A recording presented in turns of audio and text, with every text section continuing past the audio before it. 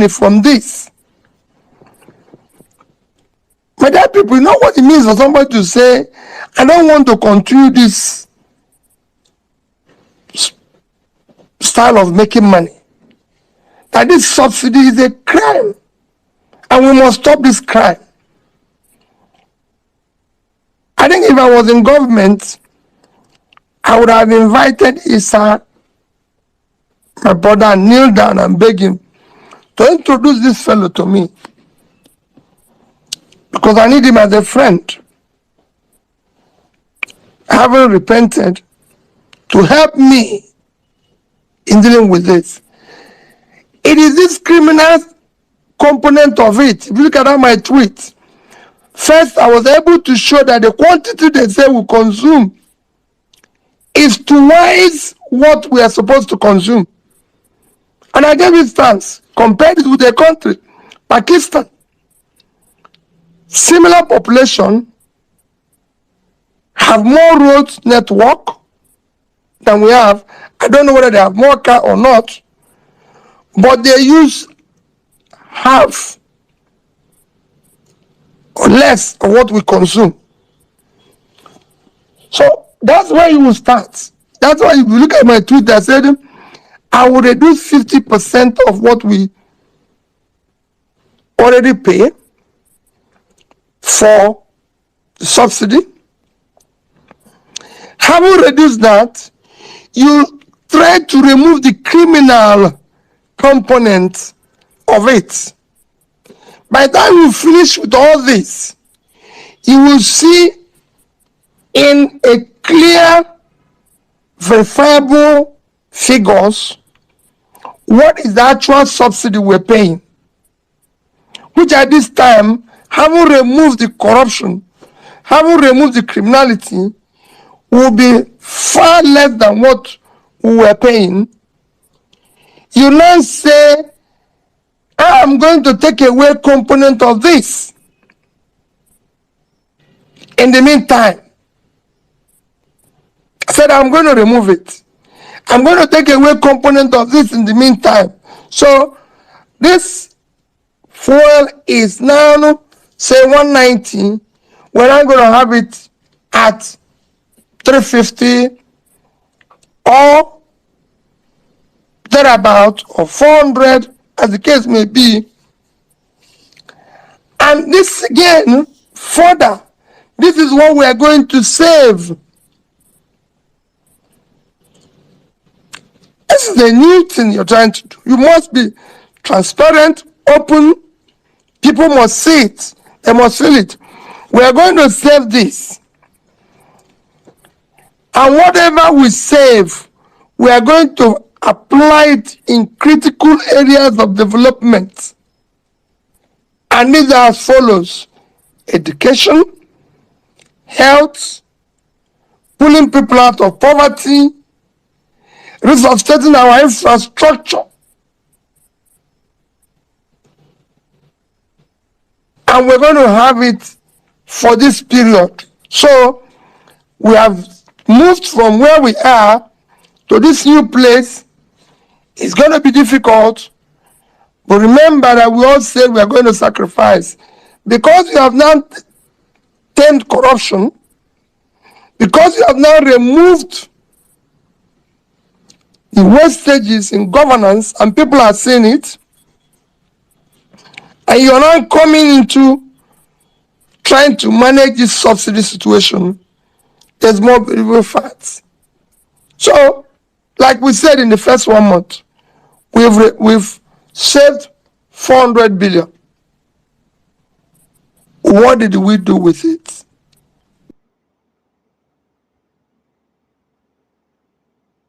Where did we take it to?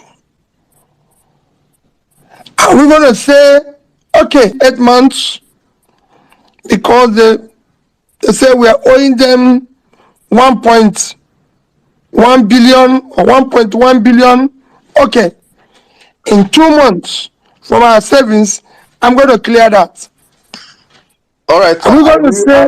I would like to make it in a way that you don't touch on education, because we have people that have questions for you on education, No, If I'm, I'm not touching education. I'm just giving you an example. I'm just going to say where you're going to play, because you must tell us what we said, what is going to go. Are we going to say the most important where we get this money we share is a place like Niger Delta? They have one critical road, East West Road. The last time I checked, we need about 300 to 400 billion to complete it. This is our saving. We are throwing it into East West Road, so these people can say it. These are things we need to do. These are the different things we need to do. Saddam have governed the state. It was difficult. But what I told the people is that this must be demand driven. Whatever you think Peter is not doing, or where he's saving the money or taking money, it must be applied to where you see it visibly.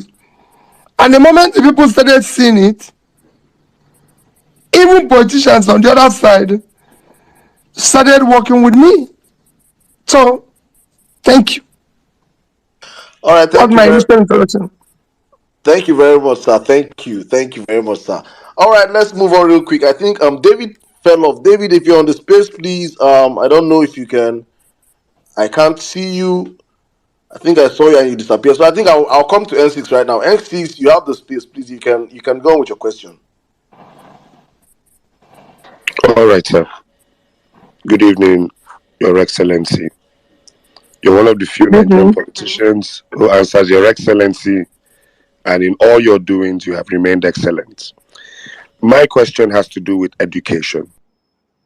Welcome to my channel, where we discuss everything and all things politics, especially about the 2023 presidential election held in Nigeria on February 25, 2023, and the result announced on March 1st, 2023. And the result is being challenged at the Presidential Election Petition Tribunal, from where it will eventually end up in the Supreme Courts.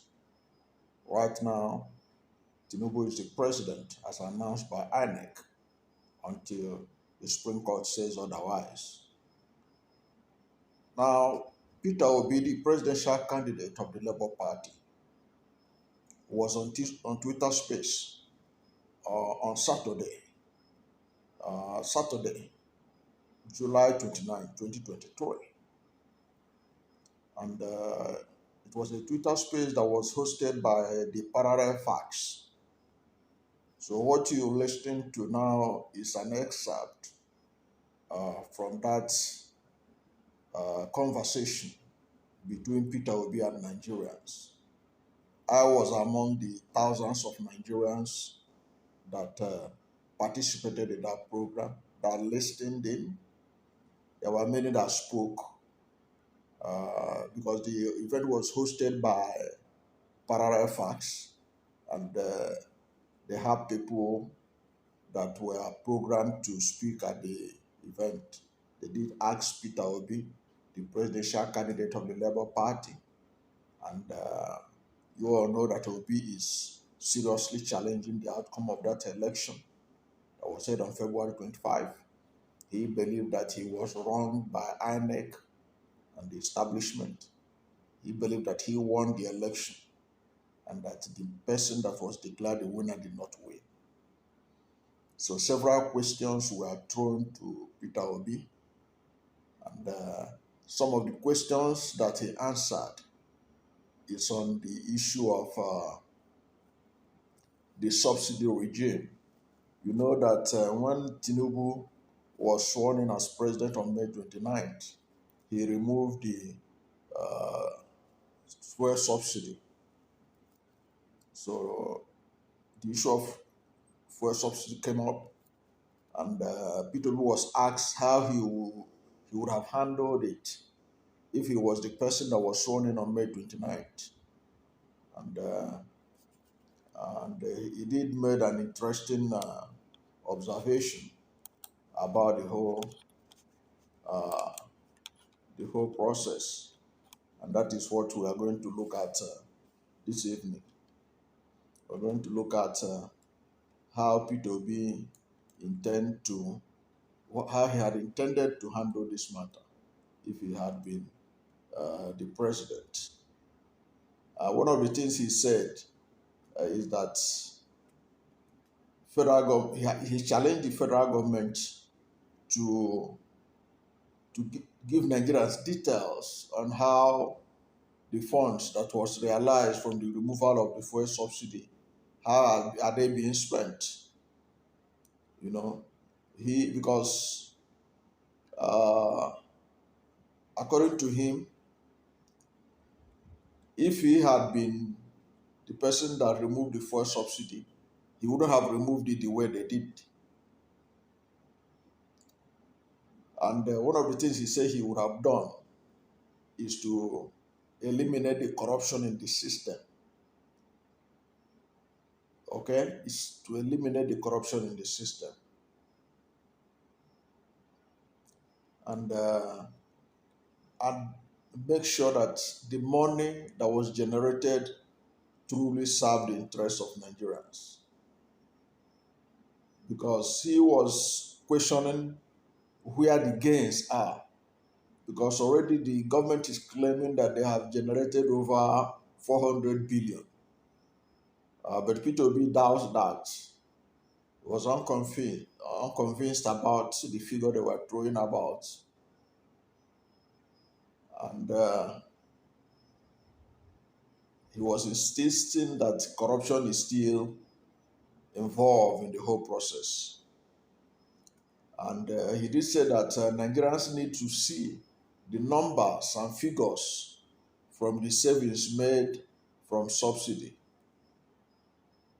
And he agreed and admitted, as he usually said, even if you listen to P2B during the campaign, he re-emphasized what he keep on saying, that the petroleum subsidy in Nigeria is more like a criminal setup. And he said that you cannot tell people to make sacrifices when they are not seeing you, when they are seeing you living like living the life of a rock star and buying brand new jeeps from all over the world at the expensive prices. You know, despite the fact that they said that Nigerians should tighten their belts,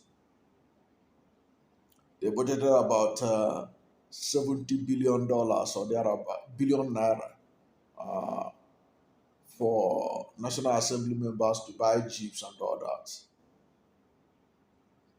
So Obi was invariably telling Nigerians that he would have done things differently in subsidy removal. And according to him, in his own words, he said it has to be structured in phases so that the government knows the actual subsidy components it is dealing with. And he maintained that there remains so much corruption in the oil sector and that the federal government needed to know each component of the oil subsidy it is dealing with. He said, for example, when you remove all these opaque components, what you will be paying could even be 40% or less. It is when you know the component of what you are removing that you can take a holistic and proper action. He said that we have seen a former governor, Issa Iguda, say that someone is so tired of making money from subsidy corruption that he had made enough. I don't think I've ever seen someone who say he had made enough money. For someone to say that he had made enough money through frauds, subsidy payment, that would give you a sense of the kind of corruption we are dealing with. Obi said he expressed concerns about the poor state of the nation's refinery, adding that modular refineries were not getting supply of crude oil. In fact, this is an issue that even P2B himself addressed during the campaign. He said he will, as president, he will make crude oil available to the modular refineries so that they can contribute to the to the refined petroleum available in the country, and that he will sell to them in dollars, in naira, sorry, and also buy from them in naira, so that to avoid to preserve our scarce foreign exchange. And speaking on the agonies Nigerians are experiencing in the aftermath of the fuel subsidy removal, he said there is a number of things that need to be done to help in managing the situation and lessen the burden of the policies on the people. And he talked about the need to discuss with stakeholders to make it better. It would be likened the challenge in the subsidy removal to what he faced when he, as governor in Anambra State, he returned schools to their original owners. He said it was a decision that came with a lot of difficulties, but he considered it carefully before the decision was taken. According to him, people went on strike for months because of that decision. When he decided to hand over schools to the missionaries, according to him, we made sure that we went through the process carefully to mitigate the problem. There are so many things we put in place, like sustaining teachers' salaries payment and doing capital projects. But the original owners will take care of the administration and management of the schools better. At the time I was governor, no state across Nigeria could compare their secondary schools with ours because we thought it through properly. Go to those schools in Anambra today and see for yourself, he said. Of course, what he was saying apparently is in reference to Tinubu rushing to remove the fuel subsidy without thinking about it thoroughly, without putting uh, any palliative at all. And the irony of the whole thing was that when Tinubu in 2012 joined the protest against removal of subsidy against the administration of Jonathan, Tinubu wrote an article that was published in the newspapers in 2012, where he was talking about that for Jonathan to remove fuel subsidy, that Jonathan ought to have made provision for the availability of rail transportation, buses, making sure the refineries are working. All those things he wanted Jonathan to have done in 2012 if he want to uh, remove fuel subsidy. Tinubu didn't do any of them at all. He didn't do any of them. He unilaterally removed the fuel subsidy. And unfortunately, they justified the removal of fuel subsidy the way they did by claiming that P2B also wanted to remove fuel subsidy. And they have been making a mountain out of the fact that P2B also said he will remove fuel subsidy to cover up for their incompetence and their failure to think through the process. You can see that it's because of lack of deep thinking in the removal of fuel subsidy. That was why the 8,000 naira they said they will pay to 12 million families, when they receive a backlash from Nigerians who were wondering how impactful that 8,000 naira would be. They withdrew that process, and said they will rejig it, that states are going to be involved in compiling the list of beneficiaries and all that. But it was an indication of a government that was unprepared to handle the fuel subsidy, despite the fact that the fuel subsidy issue was an inheritance from another APC government. They couldn't even manage it effectively. And their excuse had been that P2B also said he would remove fuel subsidy. So all Nigerians that were complaining, they were reminded that P2B also said he would remove fuel subsidy. And even Festus Keyamo, former Minister of State for Labor and Employment, reminds everybody who cares to listen that P2B said he will remove fuel subsidy.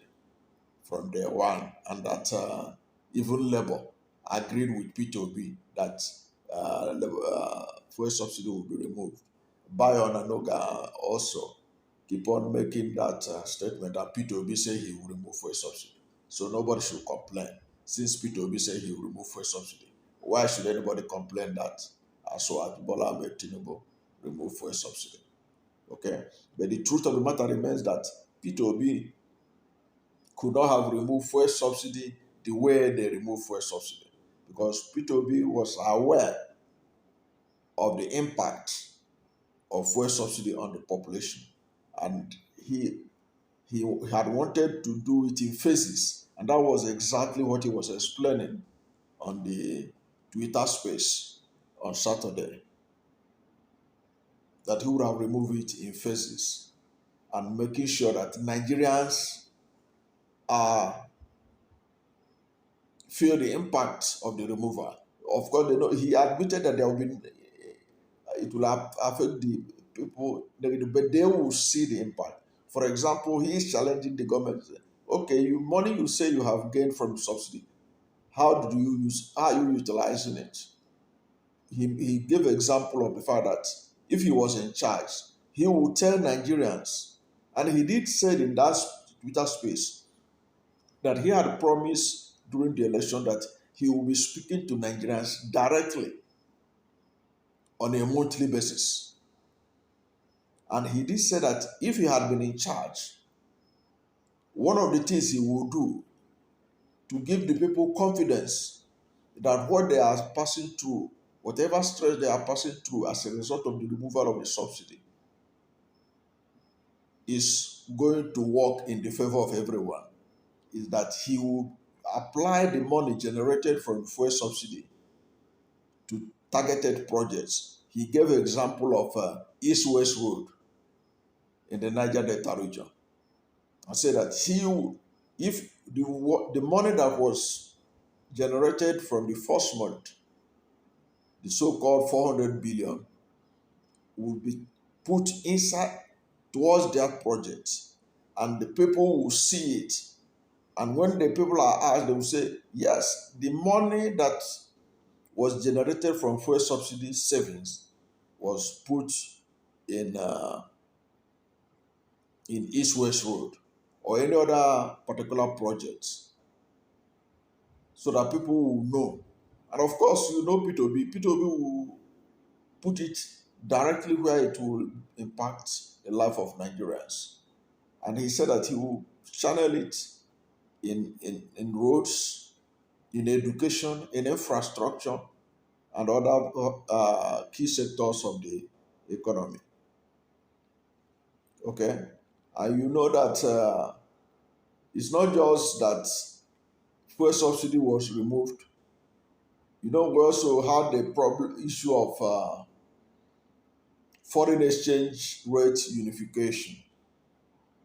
Okay, the floating of the naira is an issue that I may have to discuss in another video, where Peter will talk about how he would have handled the issue of the unification of the naira, the so-called floating of the naira, which is about to drive the naira to 1,000 naira to a dollar if care is not taken.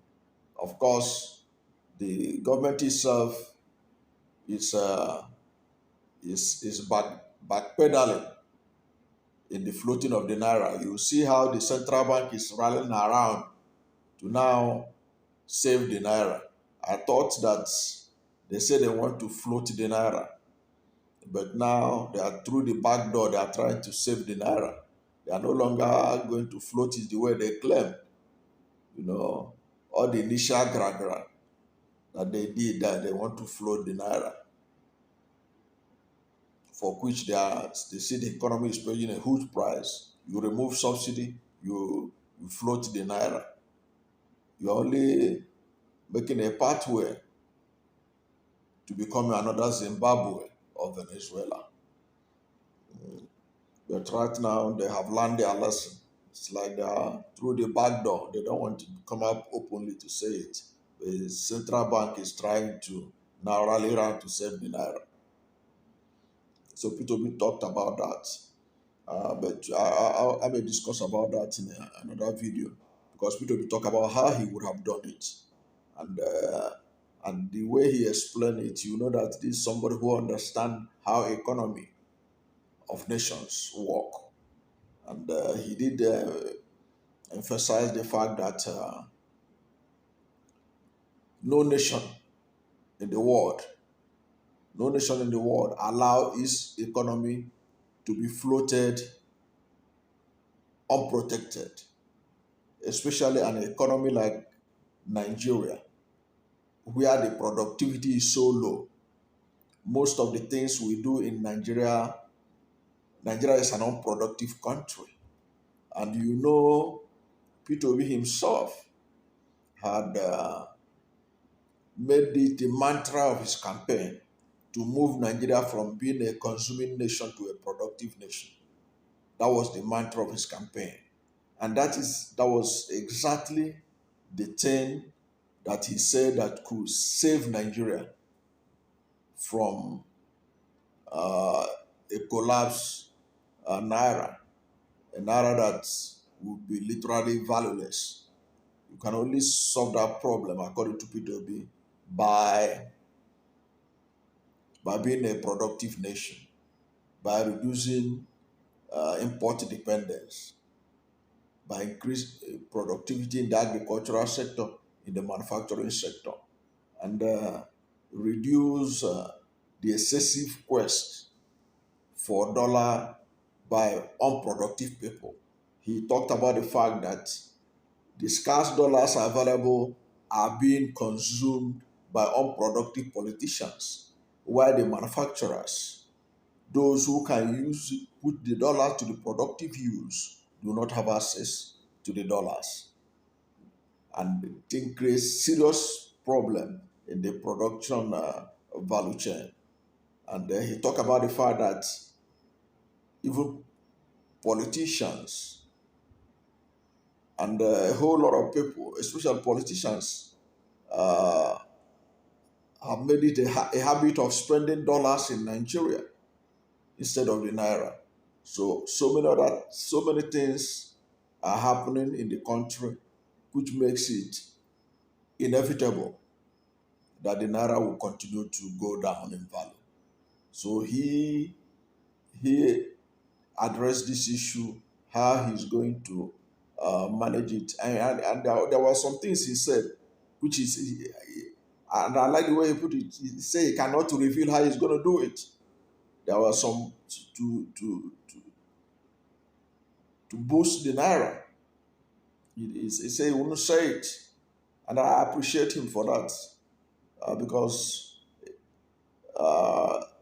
you can't share secret of some of the things he want to accomplish. Okay, so he didn't want to talk about what he would, but he know that he said he would have been able to raise fund. He said he know how he would have raised fund to save the naira, to boost the naira, and but you can be sure that he will not allow the floating of the naira without protection, without protection, uh, as being suggested as Wadibola Ahmed Tinubu and co have done. Okay, because he said that no country does that. No country does that, especially a country that is very unproductive like Nigeria. And you expect the naira to bounce back, to be competitive with international currency like the dollar. He was emphatic on that. So it's an idea that we hope that God will give him the opportunity to implement. All things being equal, going by what we are learning from the courts. So it was an interesting conversation. It's a conversation that I wish you listened, you were part of it, but it was an enriching conversation.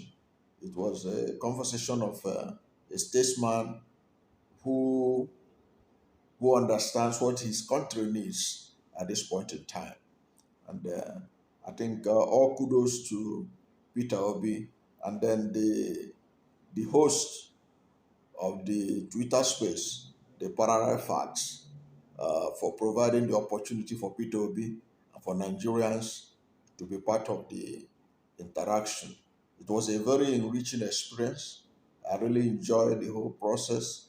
And as I said, I would like to share part of some of the things that he said with you so that you'll be able to appreciate that indeed P2B is the man that this country need if we are truly serious about moving from the third world to first world. Thank you for watching this video. And if you are new to my channel and you have not yet subscribed to my channel, please subscribe to my channel. Hit the subscription button, hit the notification bell. When you subscribe to my channel and hit the notification bell, anytime I have a new video, you'll be among the first to know. God bless you. And please don't forget to like this video, because when you like it, Google will rank it high and recommend it for more people. God bless you and yours.